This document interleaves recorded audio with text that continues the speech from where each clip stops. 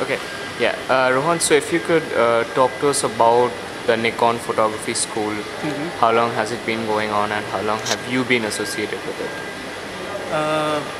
Okay, since how long it has been going around, to answer that question, we started sometimes back in 2010 when the inception of Nikon School happened. So it was a few people who were, before me in this role. Right now I'm heading the Nikon School team. However, when it started, it was an idea. It was, our, you can say, I want to reach out to people, spread the photography culture across the country, and we were looking at how to interact, how to get to our customers, firsthand, on a one-to-one basis. So that's how the whole Nikon School came into being. So Nikon School, as you know, we conduct a lot of workshops, and we interact with a lot of enthusiasts, professionals, and so in its earlier stages, they were experimental. We did very few workshops. If I was to give you data, I think in 2000, I think we started in 2008. Yeah, 8, not 10, 8. And when this happened, at that time we would only do 10, 15, very small number of workshops, and reach out to people to get to know the market, to get to know how the DSLRs at that time had actually just come in and were still kind of making their mark. So there were only a very few people who would go for DSLR and want to get into photography as a serious hobby, or even as a hobby in general to unwind from their regular lifestyles. In 2009 we started doing some more. 10 it became a little stronger, kept going on and on and on, and as we built it, by the time we reached 2011, we were not 2011, by the time we reached 2013, we were doing 200 odd workshops across the country. And then we thought that now we know what Nikon School is capable of, and how we can give it a more solid direction, where we can reach out to the customer, talk to them, talk about photography, build a you can say how we can say a group of people, like-minded people, a community, and also give back to the photography community. Since then, I joined in 2013, so I was working on already this plan which had already been infused. So brought in some new ideas, and we all sat together and developed this further. 2014-15, that last year, we were able to execute about 857 workshops in different genres of photography. And just not workshops, we also did a lot of seminars. We also have on board many celebrity photographers like Mr. Raghurai. Last year we were also joined on board by Mr. Atul Kasbekar, Tabu Dattani, and many other names that have joined us and are helping us promote this photography culture across India. So in these workshops we are reaching out to people, and I would say even if there is the remotest of a place where there is a DSLR camera and somebody wants to learn photography, Nikon School is reaching out to them. So all in all, yes, it may be a marketing initiative from it is a marketing initiative from our company. However, it is more about photography. In these workshops, we are majorly talking about photography. It is nothing that we are trying to sell cameras or anything. They are dedicated workshops that are meant to tell people about features of our new range of cameras, and that can appeal to them, or that can help them in their business, and which is photography, of course. So, but major quantity of our workshops, be it fashion, wildlife, landscape, portraiture, wedding. We are also helping wedding professionals. We are helping studio photographers with lighting setups and telling them how to use lights, how they can even have a mobile setup using Nikon speak lights. So it's complete photography education, in a very short while, which any and everyone can actually attend and take a learning away from it. Okay. So you mentioned something about DSLRs picking up speed since 2008. So you have definitely been witness to how DSLRs have come into the market. What is the status now? Is the photography market, general photography market, completely DSLR centric? Or is there still demand for the smaller compact cameras? See, I would say that there is a certain segment of people who still like the compact cameras just for their, like the word says, compact, just for the ease of, just sliding in a camera in their pocket and taking it somewhere. And however, the DSLR market, since the time I bought my first DSLR, which was again a Nikon D40X way back in 2007, ever since then I've seen a huge revolution. Be it competitive pricing, be it technology that has evolved with products, and now it is available so easily, and anybody who's a little interested in photography and is conscious about quality is moving towards the DSLR, because it is everyone, as you also may know, that anybody who wants to do some good photography or wants to get creative actually with photography, he should go in for a DSLR. And with the the price at which DSLRs are available today, and at the amount of places that they are easily available, it has become very easy and in reach of a lot of people. Where you see a lot of people buying 40,000-50,000 rupees phones. So it is an entry level DSLR comes anything between the range of 30,000 to 40,000, and anybody can afford it. So it's very affordable. Affordable may not be the right word, but it's in the reach of people now. And obviously, if you're looking at a serious hobby or wanting to inculcate a hobby, get a little tickle the little creative side, I think DSLRs is the way to go. And vis-a-vis the market, yes, DSLRs have moved ahead much. There are more, you can say, people want to buy more DSLRs than compact cameras. In fact, the newer DSLRs, especially the D3300, if you see, it's a very small size DSLR. We even have a retracting lens that makes the DSLR size even smaller, so you can just put it in your backpack. Even ladies could put them in their handbag and just go. So it's becoming very handy. It's a 24 megapixel camera which gives you good picture quality in any kind of light situation, and it's very easy to use. So, and strongly built too. So you really don't have to be very careful. Obviously, you can't take it in the rain or bang it around, but they are made very robust these days. So nice piece of photographic equipment in your hand will obviously help you also. It encourages you to take pictures. And if you've seen, if you've followed the trend from since let's say 2007 till now, the amount of pictures that people post on social networking sites, and the kind of pictures that we exchange, be it through our smartphones or smart devices or anything, has just gone up.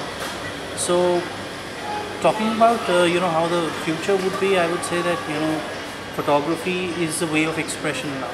Everything is expressed through pictures. It's very visual. So you just mentioned the 30,000-40,000 smartphone buyers.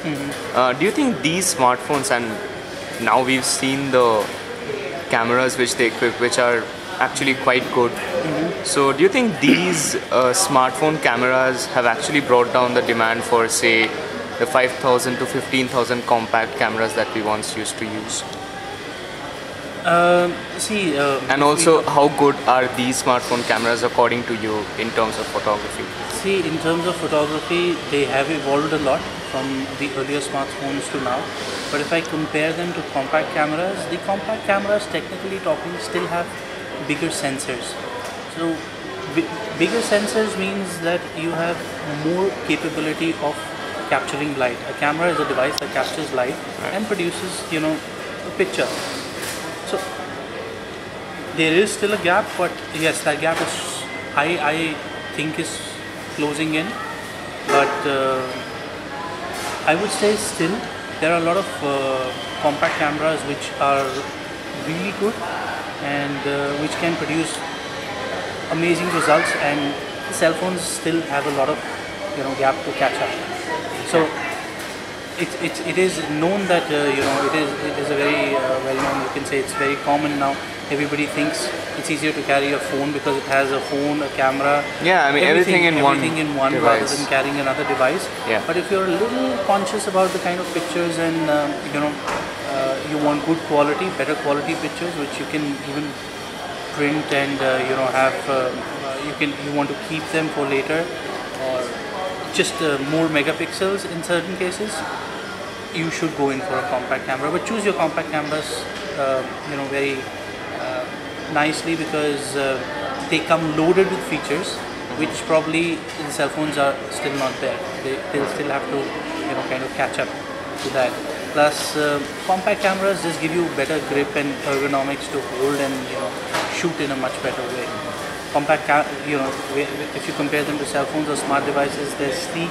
Sometimes you may or may not be able to handhold them quite nicely, whereas the camera is more ergonomically built for that purpose. It's a dedicated device.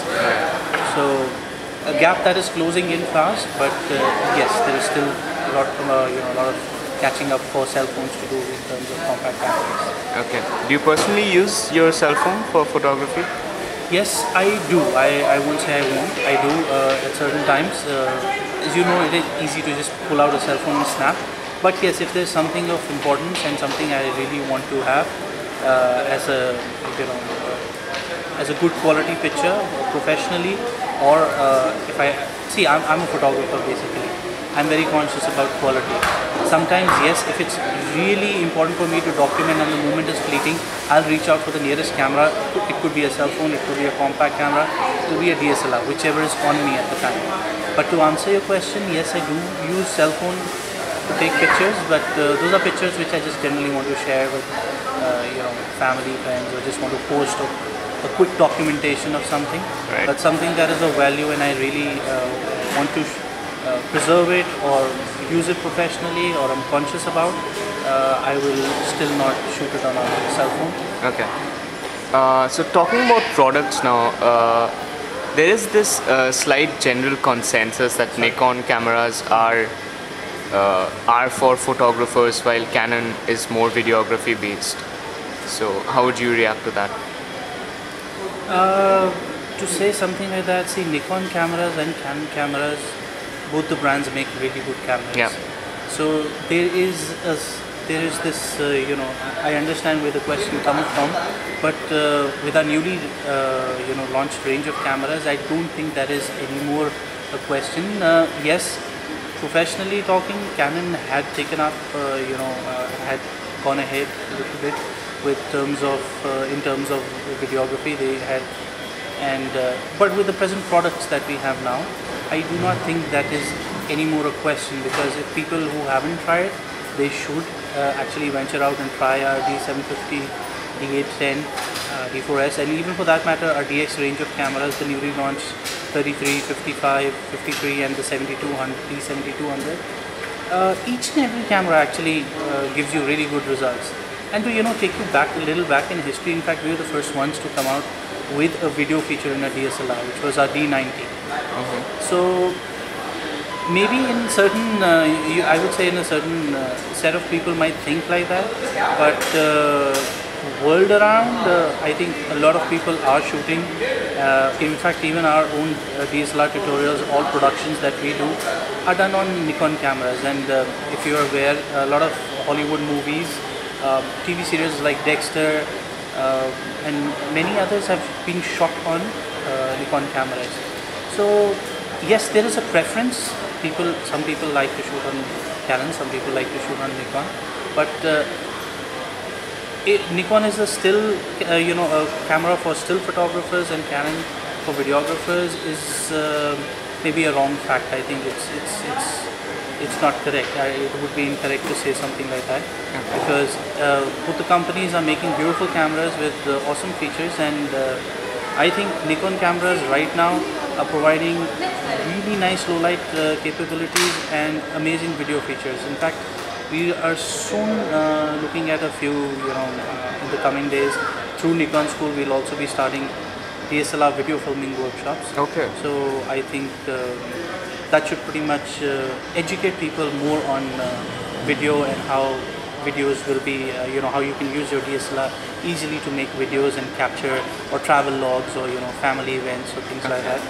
So, and in fact, a lot of professionals right now in the industry are using Nikon cameras to shoot professionally as well. Okay. Is Nikon looking at a video-centric camera right now? In fact, Nikon has video-centric cameras. All our professional, professional range of cameras like 750, 750, D810, and the D4S. They are all video cameras. In fact, even our DX cameras are video cameras. But if you're professionally talking for a professional, I would suggest D750 and D810, and also D4S. All these three cameras give you, best video quality probably possible, and low light performance, which is really nice. I mean, that is where photographers or videographers would actually need the video cameras to perform. And I think the latest range of Nikon cameras is par excellence. It is doing really nice in those segments. Okay. In fact, a lot of wedding photographers and professionals are specially buying our cameras for shooting, because the Indian wedding scenario is more of a low light, dimly, mood light kind of a setup, and our cameras, I think, flawlessly perform in that. Okay. Coming back to the workshops, what has been your personal best experience in the Nikon photo workshops that you have held so far? See, my personal experience is... or maybe one venue which you really liked, where you all went for the workshop. Anything specific? I'm more of an outdoor guy, so I like adventure. So one of my favorite destinations that we did a workshop in was Spiti, Lohal Spiti. So that was adventure as well as coupled with photography. Our participants went through, there's a treacherous road. If you've been to Spiti ever, we went in from Manali and towards Kaza, and then went around Spiti. And the roads, there's water on the roads. There's actually practically no road. So it was adventurous. Plus the participants got to feel nature very closely.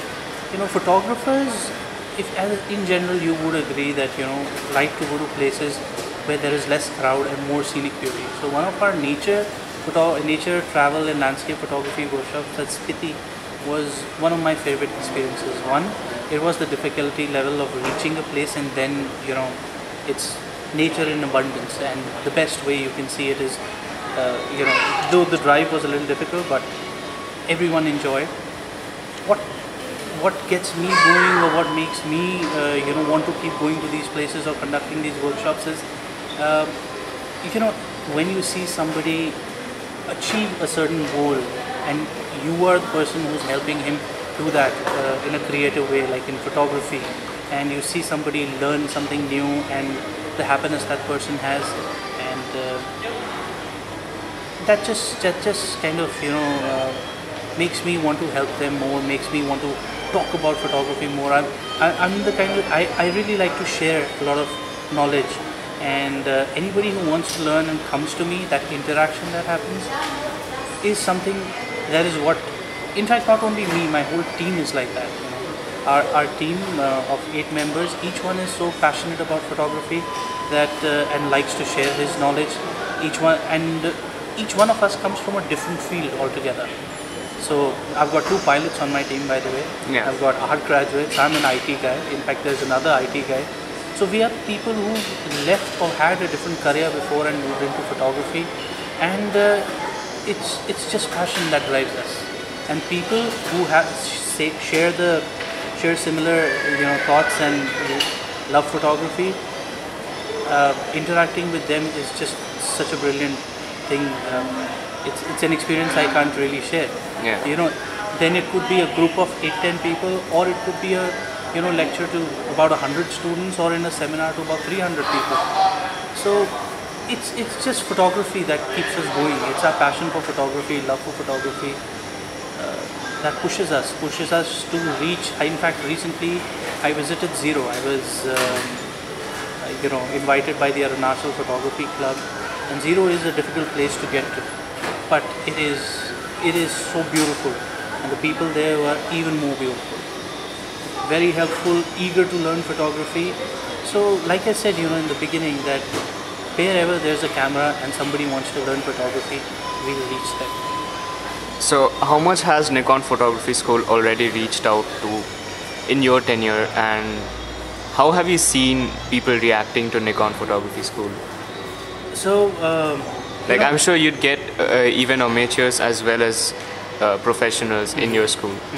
So if you could talk about that a little bit. So see, Nikon School, as you know, the name is school, but we do short-term workshops, or just half a day to 1 day.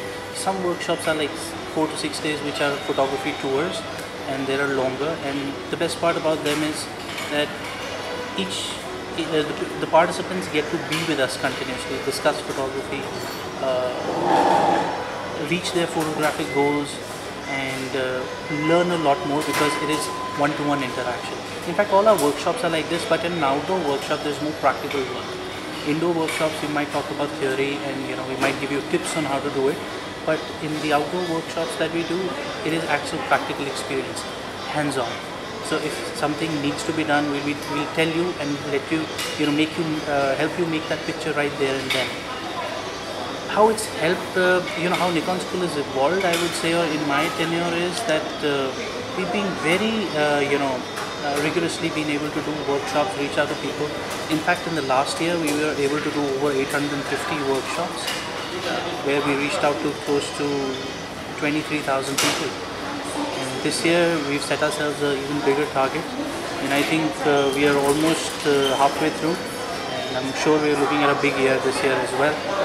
But the intention is not numbers. The intention is to reach out to as many people as possible. It's not that be the biggest workshop tour in the industry. It's not that. It's about how and how much we can spread the photography culture. That is what we are looking at. Is there any specific criteria for the Nikon Photography School that you have to own a Nikon camera, or? See, yes. Since all our workshops and everything is online, so a person to register for our workshop needs to have a DSLR. Alright. So why a DSLR? Because all these workshops are built around the DSLR photography. We do have workshops, fewer number of workshops that are done for our compact camera users as well, but they are done as twice or thrice in a quarter, 4 times actually in every quarter. Okay. So those number of workshops are a little less, because compact users are generally, compact cameras are very easy and to use, and to explore photography, to take your creativity to another level, you need a DSLR. That is why we encourage DSLR users to join Nikon School workshops. But yes, we do also cater to compact camera users.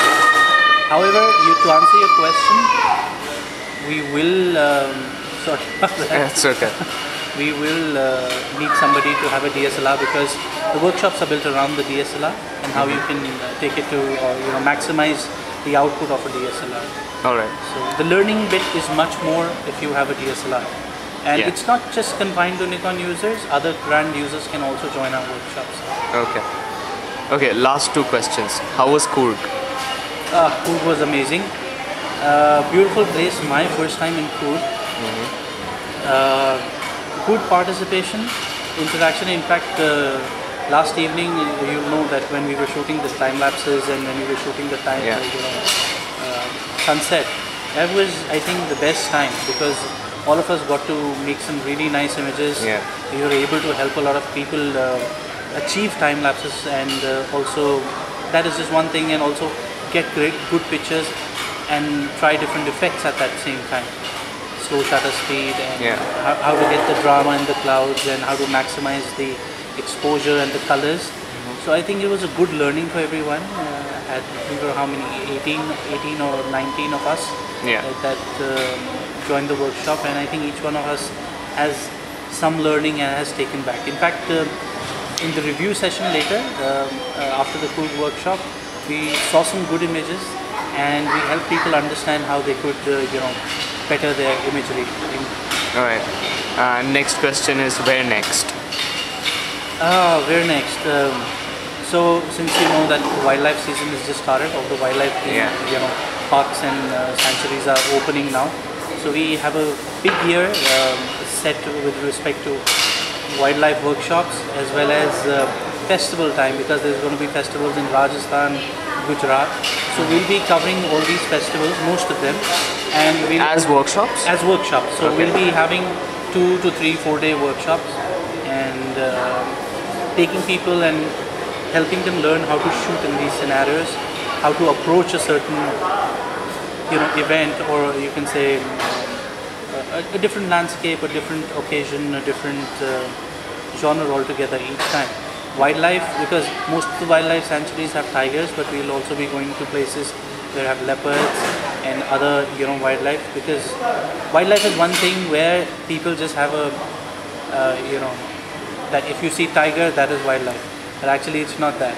Yeah. We are going to take you to places where you'll see many more animals, and we'll be telling you, teaching you how to actually capture these and follow the right ethics of wildlife photography, as well as learn the nitty-gritties of how your camera can perform in such situations.